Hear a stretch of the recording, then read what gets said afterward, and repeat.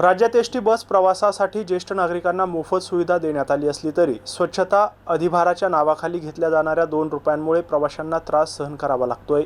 अनेक ठिकाणी सुट्ट्या पैशांवरून वाहक आणि प्रवाशांमध्ये वाद होत असून या नियमाबाबत नाराजी व्यक्त केली जाते। दरम्यान अधिकाऱ्यांकडून मात्र अशा कोणत्याही तक्रारी नसल्याचा दावा करण्यात येतोय।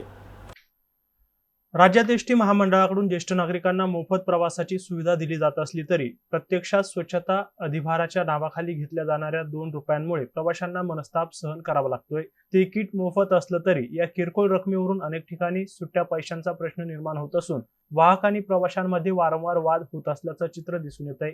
विशेषतः ग्रामीण भागात सुट्टे पैसे उपलब्ध नसल्यामुळे ही समस्या अधिक तीव्र होत आहे। त्यामुळे मोफत प्रवास ही योजना कागदावरच चांगली दिसत असली तरी प्रत्यक्षात मात्र प्रवाशांसाठी डोकेदुखी ठरत असल्याची भावना नागरिक व्यक्त करतायत। दरम्यान संबंधित अधिकाऱ्यांकडून अशा तक्रारी नसल्याचं सांगितलं जात असलं तरी प्रवाशांच्या अनुभवातून वेगळंच वास्तव समोर येत आहे।